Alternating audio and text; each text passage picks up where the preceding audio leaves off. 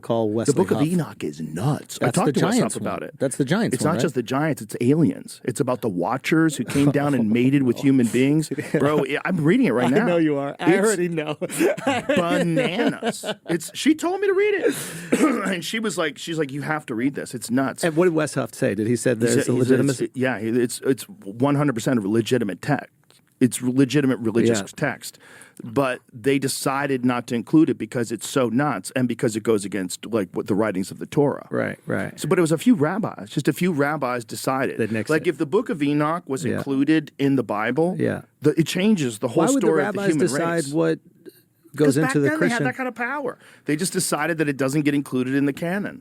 This is a long time ago. But yeah, I mean, this is like around. Well, who decided the canonized Bible, right? This is like Constantine time, right? Well, that's for the New Testament, right? And so with the Old Testament, you've got Wes Huff would be the guy to ask all these questions. Oh, wait a minute. Enoch was included in the Old Testament. Oh, it's old as fuck. Oh, okay, got it. Not only is it old as fuck, when they found it, they also found a version of the Book of Isaiah. This is one of the things that Wes Huff told me that was really fascinating. They found a version of the Book of Isaiah that is verbatim the same as a version of the version of Isaiah that was 1,000 years later, which they thought was the original. Unbelievable. That's what's crazy. For 1,000 years, they maintained the exact same story verbatim, writing it down and passing it on. And the Book of Enoch's in there with that. And the Book of Enoch is bananas. Yeah, I think we might need to do a little deep dive on the Book of Enoch. The Book of Enoch, it says that these Watchers came down and mated with human beings and created a race of giants called the Nephilim who consumed and destroyed everything in front of them. Gee, that sounds like people. That sounds a lot like people. If you got a bunch of little chimps and then you got these tall aliens and they make a fucking 7-foot man, you know, a Viking who's like chopping off heads and lighting villages on fire and has this unstoppable desire for conquest, that's humans. Well, the Nephilim sounds like humans. Like exactly. So they're not giants. We are the giants. And then what if the other folks? They might have been giants. Like it's hard to say. But what if the other folks were the Neanderthals? Well, because there was a time where we're living together, right? Right. Well, they were here before us, allegedly. Well, the question is like, where did humans come from? Yeah. This is the real question. There's a really interesting show on PBS right now called Human, where this lady goes on this journey of, it's like, she's, what is her degree in? Is she an anthropologist? I believe she's an anthropologist. But or maybe some sort of biologist, but she goes over the history of the human species. It's very interesting. The migration from across the Bering Land Bridge into North America, when the oldest people started coming here, how they came here. Fascinating stuff. But that's one of those things, like if you think ancient history is filled with horseshit, like ancient human history, like of the humans. That's the woman's name. I don't want to fuck up her name. Ella al-Shamahi. And it's on BBC and PBS. Really good show. I just started watching it. She's a paleontologist, degree in genetics and taxonomy and biodiversity. But they just found recently a human skull that pushes the date of humans back another 500,000 years. Yeah. So it's like all they know is what they find in the fossil record, and there's so little fossil record. And then they keep finding new things. Like they just found Denisovans in like 2010. They're like, what is that? What's this? Total new branch of the human tree. It's called Denisovans. Yeah, Okay. they found like a bunch of teeth, I think, in Asia, and they're like, what the fuck is this? And then or maybe it was Russia. So there's that. There's the one that they found in China, the big head people. That's the one I saw. That's real recent. Yeah. That's real recent. I forget what that one's called. We've done this a million times, but I always forget. But so they're always finding these new versions of humans. So how many of them really were there?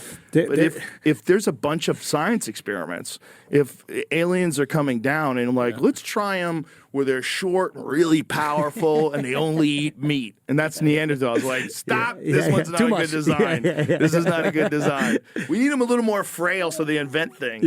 Because the brutes don't invent anything. Yeah, more frontal cortex. Yeah, the Neanderthals had bigger brains than us. That's what's interesting. So then what part of our brain was specifically different? So we have a very our idea of them is that they were dumb and they couldn't talk and that they were brutes. But it doesn't seem like that's true. In fact, it seems like they had art, they definitely had tools, and they had language. And they might have been as smart as us. They were just different. And maybe us being a little weaker is what made us smarter. You know? Or made us work collectively. Maybe we're a little more alien, just a touch. Right. Oh, there's a little too much salt in that stew. Let's add a touch more of us. And, you know, it seems like the hairy, 5'7", 200-pound fucking savages with big eyes that might be able to see at night, because it looks like they might have had night vision. They have huge eyeballs, man. Right. The Neanderthal eye socket's way bigger than ours. Their skull's thicker. Their bones are more dense. They might have had night vision, like a dog. You know how dogs, their eyes glow when the headlights hit them? They might have had that same ability. I mean, I don't know why that design's too sketchy. It's just not They working. can see at night, Yeah. and then they go hunting other people. This is too much. But then we hunted them. Maybe we might have just fucked them. I also heard we fucked them. Well, I think you we had that hunted them and joke, we right? fucked You're them. like, I got a little bit of yeah. One more time with the monkey. But in terms of like the stories, like, all right, you know when a comic gets off stage and like they think they killed but they bombed, Right. like there could be people telling those stories in the books. There could be. Like meaning what their rendition of what happened is in the book, and that is what they truly believed happened. They might not even be delusional. They are delusional, but like that's what they saw, and that's what happened to them. And history is always written by the winners. Exactly. Yeah. My version of the Bible story back in the day, I used to have this bit about Noah's Ark. I was like, the problem with the Bible is people are full of shit, and that story sucks. Yeah. Like, it's that simple. It's like people lie all the time. I've never met any politician or any person who's in charge of anything that's like really important that I would say never lies.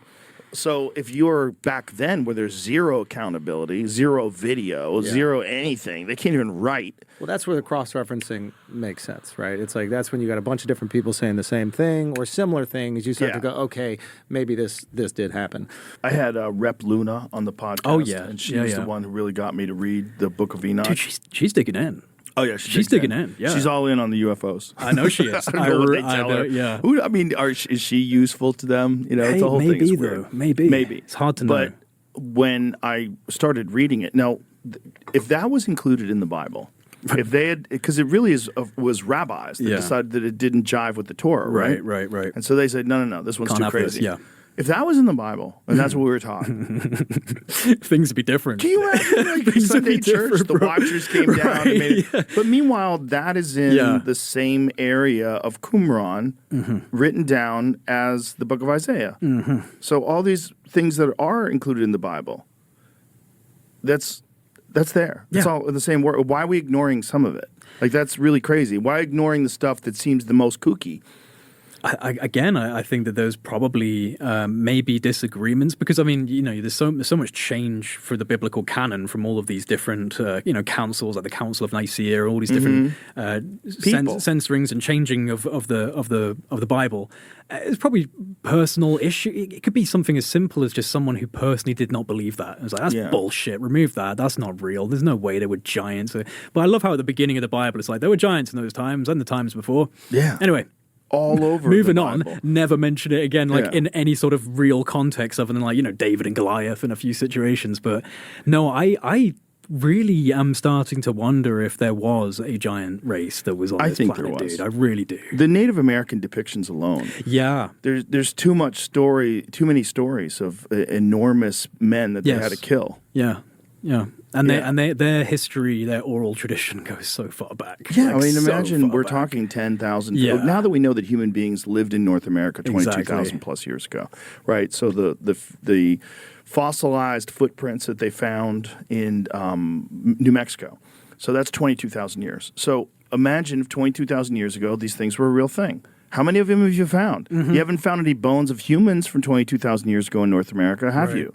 No, right? So why? Exactly. Does the Smithsonian have them, these motherfuckers? If they really do have a giant down there, can you imagine? I think they probably do, Joe. Can you imagine if there's there's a tomb that you have to go into? It's like a vault. The guy cranks open the vault. It's like the history version of Area 51. You see a fucking head the size of this table, and you're like, what? That's what we're dealing with. That's what we're dealing with. Yeah. Yeah, and we had to kill him off. Maybe. Which totally makes sense. Why would you let that motherfucker live? Right. You got a 10-foot tall, 12-foot tall. That's a problem. Yeah, 2,000-pound human that eats people. That is a problem. I wonder, I always get this because, like, the Watchers themselves are never described as giant beings. Right. I wonder where the giant came into the equation. Well, isn't it genetically. us compared to them? Maybe, because maybe there were slight aliens, like alien greys or something, and, Well, look at the description of the Nephilim, how they destroyed everything. Yeah. Like, they created this thing that consumed everything, destroyed everything, including mankind. Like, what does that sound like? It sounds like us. That sounds like us. It sounds like us. Right. And also, like, you're saying mankind. Like, mankind, what are you saying? Are you saying aliens? Are you saying, who wrote this? Yeah. Like, what is mankind? For like, sure. what does that term mean? I bet you're not saying man. I bet you're probably using an ancient language to describe whatever the dominant force was at the time that's writing all this down. What are we talking about? Yeah. What is these Watchers? They mated with humans? So what are they? And they created something that destroyed everything? What? So, okay, what is that? What are you talking about? And doesn't that sound exactly like humans? Like, what do? We fucking destroy everything. Yeah. We destroy everything. We light things on fire. We suck all the fish out of the ocean. We throw our garbage in it. We are so destructive. Yeah. And we're so consuming. We consume. We're one of the only animals that dies because we eat too much. Yeah, right. Right? We're one of the only animals. Exactly. Yeah. Well, we are the only example on this planet of the level of intelligence that we have. I mean, it's just phenomenal. Right. I mean, really quite phenomenal when you consider all of the various avenues of evolution that have been given the opportunity. We have a massive leap.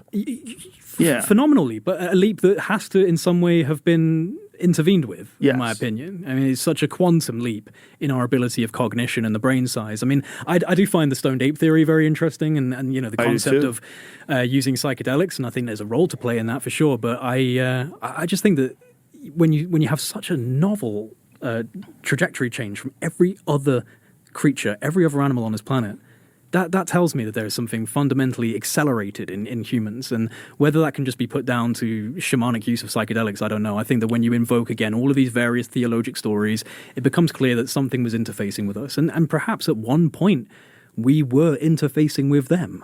And there was a communication and a relation that has since long degraded after, cataclysmic outreaches and. I think the evolution that came out of psychedelics and primitive man was the escape from the barbaric nature of our roots. Right. I don't think it's necessarily the development of the human brain. I think it's probably communal a way to use the human brain with its primate background, but soften the ego. Right. Yeah. And endorse a feeling of community.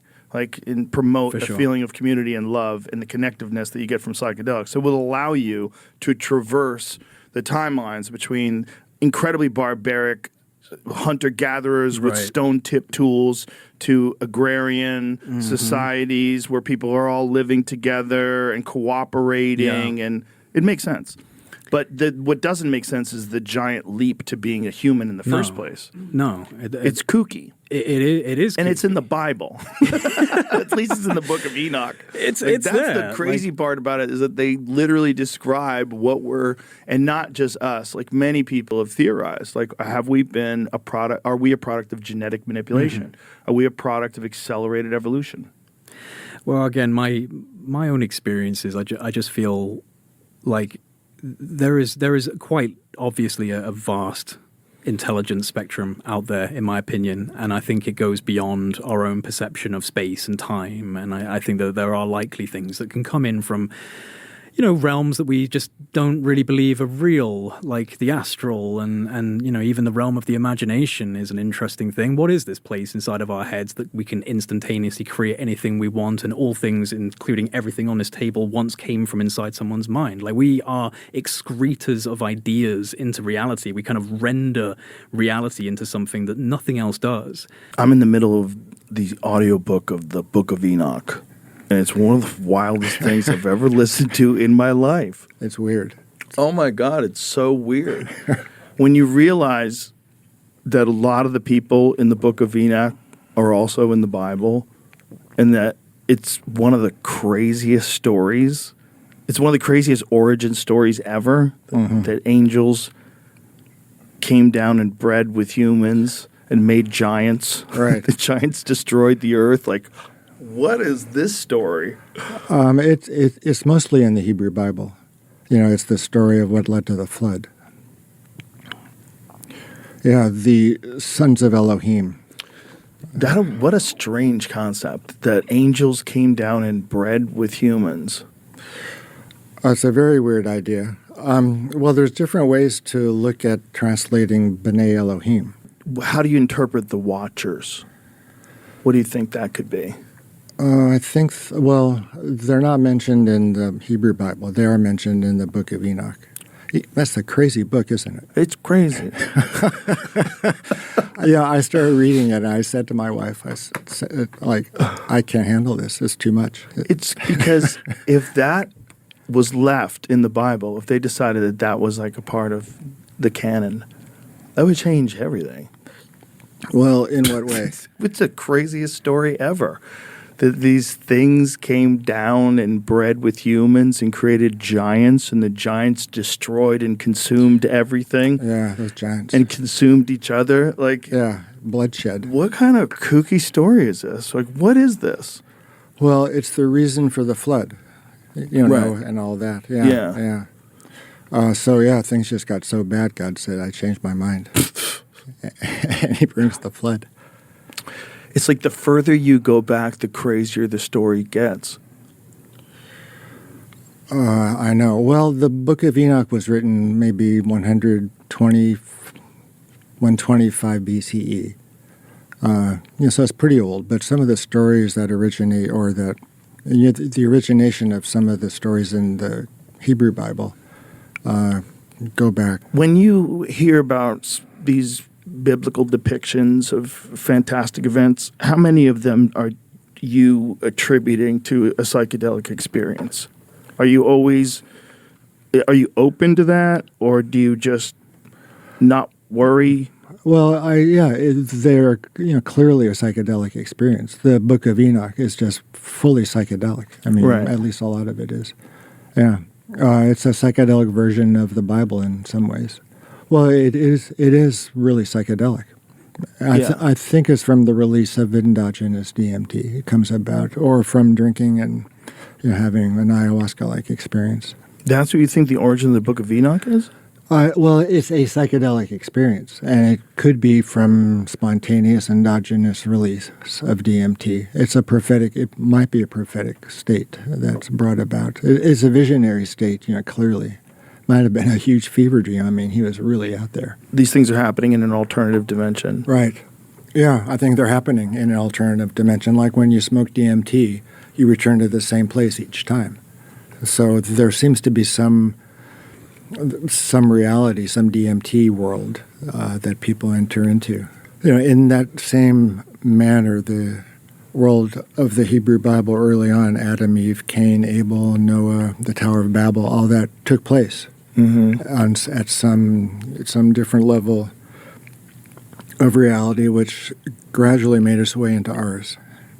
And once it made its way into ours, there's the archaeological evidence, the first temple, second temple, and so on. So there is a transition between, our world and that world kind of merged.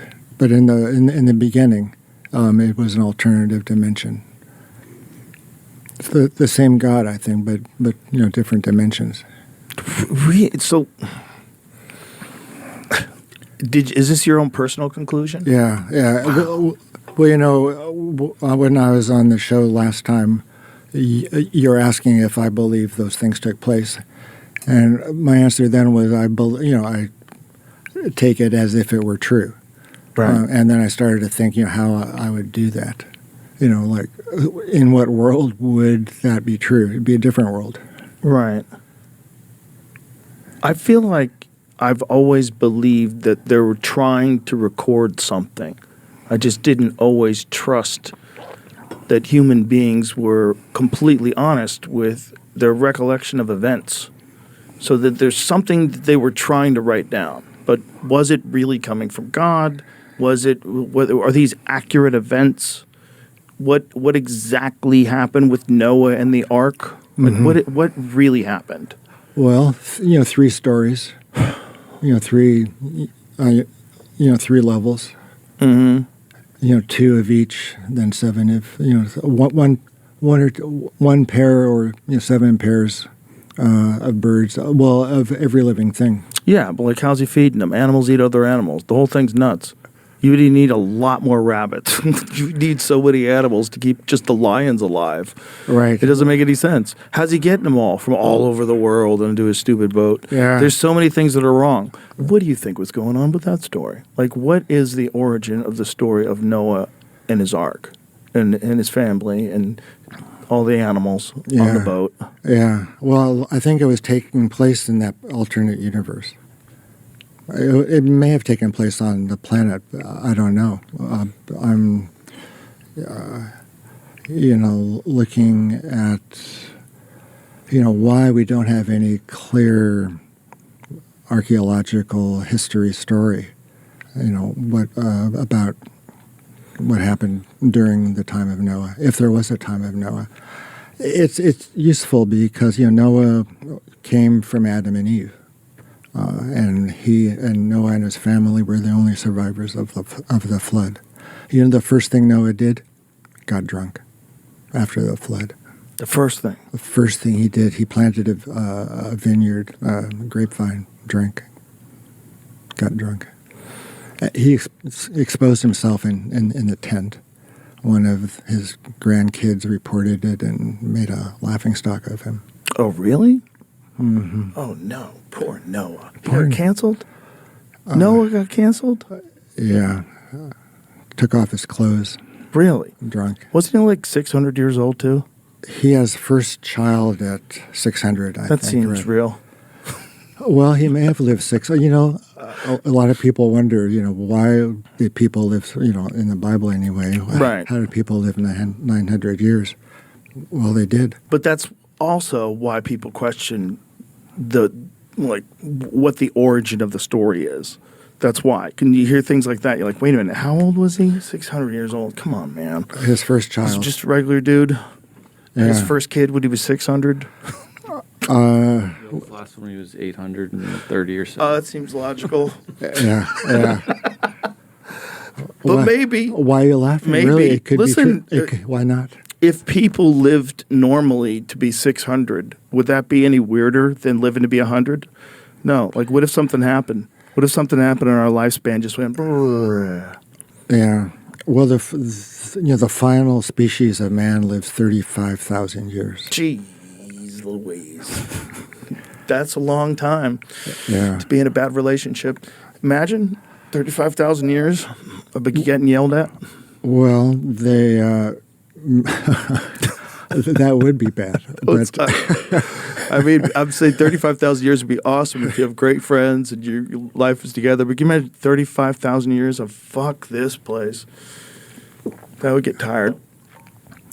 Well, the point that those people tried to attain when they lived 35,000 years was this group telepathy around the whole planet. Neuralink. Right. Yeah. That was their goal.